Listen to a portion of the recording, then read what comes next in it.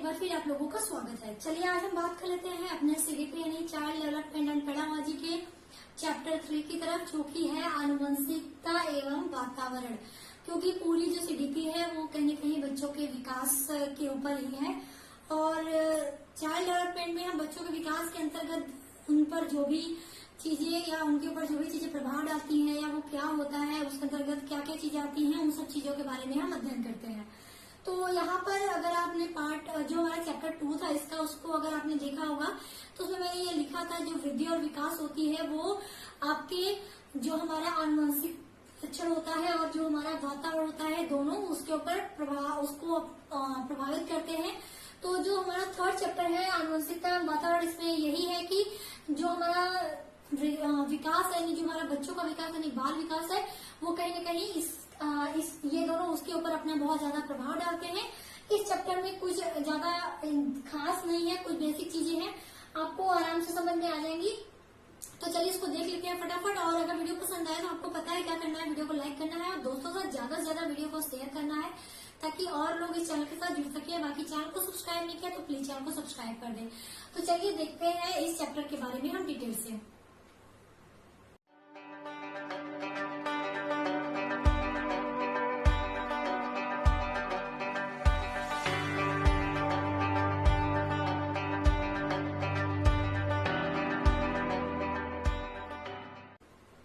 इस चैप्टर में केवल 2 टॉपिक पढ़ना है, बहुत ही इजी टॉपिक है, आनुवंशिकता और वातावरण यानी पर्यावरण। बहुत ही ज्यादा इजी है, बस इसको समझते रहिएगा, बहुत ज्यादा लिखने की भी जरूरत नहीं पड़ेगी, केवल मैं आपको बताऊंगी, आप इसे समझ लेंगे, आपको बहुत ज्यादा मदद मिल जाएगी। इस चैप्टर से वैसे ज्यादा क्वेश्चन नहीं पूछते, इसलिए आपको ज्यादा इस पे फोकस करने की जरूरत नहीं है, बस एक बार समझ लीजिए, ताकि अगर इससे रिलेटेड क्वेश्चन आता है तो आप आराम से कर लें। तो यहाँ पर आनुवंशिकता पहले हम जान लेते हैं कि आनुवंशिकता होता क्या है। तो जो जैसे हमारी जो जनरेशन है, ये हमारे माँ बाप से हमारे अंदर अगर कोई आनुवंशिक या वंशा अगर जो लक्षण है अगर वो हमारे पेरेंट्स से हमारे अंदर आते हैं तो इसे हम कहते हैं आनुवंशिकता। ठीक है, यानी एक पीढ़ी से दूसरी पीढ़ी में जो हमारा आनुवंशिक लक्षण यानी वंशानुगत लक्षण जो होता है, अगर वो ट्रांसफर होता है एक पीढ़ी से दूसरी पीढ़ी में, तो उसी को हम कहते हैं आनुवंशिकता। ठीक है, ये हम जान लेते हैं कि क्या होता है। बाकी अब इसके अंतर्गत पढ़ना क्या है, इसके प्रभाव यानी क्या क्या इसके प्रभाव है, तो इनका प्रभाव कहाँ कहाँ पर पड़ता है, यही आपको इस पे देखना है। तो एक तो आनुवंशिकता का प्रभाव पड़ता है शारीरिक लक्षणों पर, दूसरा पड़ता है हमारा बुद्धि पर, तीसरा पड़ता है चरित्र पर। तो तीनों को एक एक करके समझ लेते हैं, छोटा छोटा है। शारीरिक लक्षणों पर प्रभाव कैसे होता है आनुवंशिकता का, आपने देखा होगा कि अगर आपके पेरेंट्स अगर लंबी हाइट के हैं तो आपकी भी जो हाइट है वो लंबी है, अगर आपके पेरेंट्स की हाइट छोटी तो आपकी हाइट भी छोटी होती है। उस हिसाब से अगर आपके पेरेंट्स बहुत ज्यादा ही गोरे हैं या गोल मटोल ऐसे कुछ है, मतलब जैसी आपके पेरेंट्स की शारीरिक संरचना है, अगर उससे मिलती जुलती आपकी संरचना है, तो ये डिपेंड करता है कि कहीं न कहीं उसके आप में क्या हुआ है, आनुवंशिक जो लक्षण है वो आपके पेरेंट्स से आपके अंदर आया है। तो यही कहा गया है कि आनुवंशिकता का जो प्रभाव है वो कहीं न कहीं शारीरिक लक्षणों पर पड़ता है, यानी हमारे पेरेंट्स के जैसे शारीरिक लक्षण होते हैं उसी तरह हमारे भी काफी हद तक शारीरिक लक्षण मिलते हैं। उसी तरह दूसरा है बुद्धि पर। बुद्धि पर आनुवंशिकता का प्रभाव क्या है, तो ये माना जाता है कि अगर हमारे जो पेरेंट्स हैं अगर वो शार्प माइंडेड है, यानी अगर तीव्र बुद्धि के हैं, तो हमारी यानी उनके जो बच्चे हैं उनकी भी बुद्धि कैसी होगी, तीव्र होगी। अगर इनके पेरेंट्स मंद बुद्धि के हैं तो बच्चों की भी जो बुद्धि क्षमता होती है वो कैसी होती है, कम होती है। ये नहीं कि अब वो कम होती है तो आप उसे बढ़ा नहीं सकते, आप अपनी मेहनत से उसको इंक्रीज कर सकते हैं, लेकिन बेसिक अगर देखा जाए तो ये कहा जाता है कि हमारी जो एक पीढ़ी की जैसे बौद्धिक क्षमता होती है, उसी तरह उसकी जो नेक्स्ट जनरेशन होती है यानी दूसरी जो पीढ़ी होती है उस पर भी वैसे ही बुद्धि क्षमता होती है। इसीलिए कहा जाता है कि आनुवंशिकता का जो प्रभाव है वो बुद्धि पर भी पड़ता है। इसी तरह चरित्र पर कैसे प्रभाव पड़ता है, तो ये माना जाता है कि जैसे अगर आपके पेरेंट्स का चरित्र है, कैरेक्टर अगर आपके पेरेंट्स का जिस तरह का है उसी तरह का कैरेक्टर यानी चरित्र उनके बच्चों का भी होता है। ठीक है, तो ये था कि जो हमारा आनुवंशिक लक्षण है वो हमारे अगर एक पीढ़ी से दूसरी पीढ़ी में जा रहा है, यानी हमारे पेरेंट्स से अगर हमारे अंदर आ रहा है, तो उनका प्रभाव हमारे शारीरिक लक्षण पर भी देखने को मिलता है, हमारे बौद्धिक स्तर पर भी, हमारे चारित्रिक स्तर पर भी, यानी बुद्धि पर भी, चरित्र पर भी और शारीरिक लक्षणों पर भी। तो यही था आनुवंशिकता का प्रभाव कि कहाँ कहाँ देखने को मिलता है। तो ये 3 एरिया है जहाँ पर आपको आनुवंशिकता का प्रभाव देखने को मिलता है, और कुछ नहीं है इसके अंतर्गत। एक चीज है छोटा सा, ये बहुत ही ज्यादा इम्पोर्टेंट है इसलिए क्योंकि ये एग्जाम में पूछ चुका है, हो सकता है क्योंकि सीटेट में क्या है क्वेश्चन रिपीट भी होते हैं, तो हो सकता है ये क्वेश्चन आपको देखने को मिल जाए, जिसमें कि ये कहा गया है कि आनुवंशिकता को स्थिर सामाजिक संरचना माना जाता है। वो जो क्वेश्चन दिया था वो कुछ इस तरह दिया था, यहाँ पे डैश डैश डैश कर दिया था, स्थिर नहीं था, ऑप्शन में स्थिर था, आपको फिल इन द ब्लैंक था ये क्वेश्चन और आपको भरना था, इसलिए मैंने इसको यहाँ लिखा हुआ है कि हो सकता है ये क्वेश्चन रिपीट कर दे, इसलिए बस आप इसको नोट करके लिख लेना कि आनुवंशिकता को स्थिर सामाजिक संरचना माना जाता है। ठीक है, तो ये था हमारा आनुवंशिकता, इसमें और कुछ नहीं है, यही छोटा सा टॉपिक है आनुवंशिकता का। अब बात करते हैं अपने वातावरण यानी पर्यावरण की। तो वातावरण और यानी हमारा जो पर्यावरण है उसका मतलब क्या होता है। पर्यावरण का जो अगर हम संधि विच्छेद करें तो हमको मिलता है परि और आवरण। परि का मतलब होता है चारों तरफ से, और आवरण का मतलब है ढका हुआ।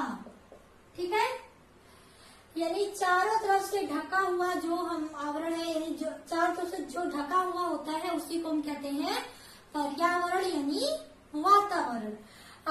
तो ये था हमारा पर्यावरण की होता क्या है ये आप जान लो। फिर आता है इसके प्रभाव। तो इसके प्रभाव कहाँ कहाँ देखने को मिलते हैं, तो एक तो शारीरिक अंतर का प्रभाव, ठीक है, प्रजाति श्रेष्ठता का प्रभाव, व्यक्तित्व का प्रभाव, मानसिक विकास का प्रभाव और बालक का बहुमुखी विकास। तो ये 5 जगह इसके प्रभाव वातावरण पे देखने को मिलते हैं। अब एक एक करके देख लेते हैं कि इस तरह से वो हमको देखने को मिलते हैं कि इन पर किस तरह से प्रभाव पड़ता है। तो यहाँ पर शारीरिक अंतर का जो प्रभाव है, अब इसको समझते हैं। छोटा छोटा पॉइंट है, ज्यादा आपको डिटेल में नहीं जानना, बस समझे रहो, आप आराम से इसको समझ लोगे तो क्वेश्चन भी आप कर सकते हो। तो शारीरिक अंतर के प्रभाव के अंतर्गत क्या प्रभाव पड़ता है, जैसे ये माना जाता है कि वातावरण जिस तरह का होगा, ठीक है, जैसा वातावरण होगा उसी तरह का हमारा जो शारीरिक अंतर जो है वो उसी तरह का होगा। जैसे कि जो हमारे ठंडे क्षेत्र वाले लोग हैं, ठीक है, अगर भारत की बात कर ली जाए तो भारत में कुछ जो ऊपर के साइड हमारे होते हैं वो ठंडे एरिया होते हैं, वहाँ के लोग छोटे भी होते हैं। जैसे पहाड़ी लोगों को आप देख लो तो वो छोटे भी होते हैं, कद में गोरे होते हैं, बहुत ही सुलझे हुए सीधे साधे से होते हैं। और अगर ज्यादा जो हॉट हमारे यानी गर्म जो क्षेत्र है, अगर अपने भारत की साउथ अगर देख लिया जाए तो वहाँ पे रंग का भेद आपको देखने को मिलता है। तो ये कह सकते हो कि जो वातावरण है वो शारीरिक अंतर हमको कहीं ना कहीं दिखाता है। अपने देश में ही आपको काफी कल्चर मिल जाएगा। इसके अलावा आप ऑस्ट्रेलिया को देख लो और इसके अलावा आप वेस्ट इंडीज को देख लो, दोनों के कलर में आपको काफी सारे और शारीरिक जो अंतर है वो भी आपको देखने को मिलते होंगे कि फिजिक जो है उनकी वो अलग अलग होती है, कदकाठी अलग अलग होती है। तो शारीरिक अंतर पर भी वातावरण क्या है अपना प्रभाव डालता है। तो ये पॉइंट आपका क्लियर है। अब बात कर लेते हैं प्रजाति श्रेष्ठता की। तो प्रजाति श्रेष्ठता का क्या तात्पर्य है, तो प्रजाति श्रेष्ठता के अंतर्गत ये है कि जैसा वातावरण हमको मिलता है, किसी भी बच्चे को जिस तरह का वातावरण मिलता है वो उसका जो सामाजिक परिवेश होता है, उसका जो वातावरण होता है उसी तरह वो कहीं न कहीं अच्छी चीजें सीखता है। अगर उसका सामाजिक परिवेश जो है वो उत्तम है, अच्छा है, उसमें अच्छे लोग हैं, उसके वातावरण में अच्छे लोग के साथ उठना बैठना अगर बच्चे का है तो वो कहीं न कहीं उस बच्चे का जो नेचर है वो कहीं न कहीं उत्तम होगा, श्रेष्ठ होगा। इसलिए कहा गया है कि वातावरण कहीं न कहीं प्रजाति श्रेष्ठता का प्रभाव भी दर्शाता है। अगर ये कहा जाए कि जैसे अगर हम किसी एक ऐसे महान व्यक्ति को ले लें, उनके बच्चे को ले लें जिसका कि परिवेश बहुत अच्छा था, लेकिन अगर उनके बच्चे को एक ऐसे परिवेश में रख दिया जाए जहाँ पे उत्तम श्रेष्ठ लोग नहीं है, उनका वातावरण बहुत अच्छा नहीं है, तो उसका विकास भी उस हिसाब से नहीं होता जैसा होना चाहिए। तो वातावरण एक अच्छे सामाजिक वातावरण में रहने वाले बच्चों के ऊपर भी एक अच्छा छाप छोड़ता है, यानी उनको उत्तम चरित्र प्रदान करता है, उनको उत्तम चीजें सिखाता है, अच्छी चीजें सिखाता है। तो यानी प्रजाति श्रेष्ठता पर भी उसका प्रभाव पड़ता है। ठीक है, अब आता है व्यक्तित्व का प्रभाव। इसका ये कहना है कि अगर हम किसी एक ऐसे समाज में हैं जहाँ पे अच्छे लोगों के साथ हमारा उठना बैठना है, ठीक है, वहाँ पे पढ़े लिखे शिक्षित लोग अगर हैं, अच्छे व्यक्तित्व के लोग हैं, अगर हम उनके साथ रहते हैं तो हम भी क्या अच्छी चीजें सीखते हैं।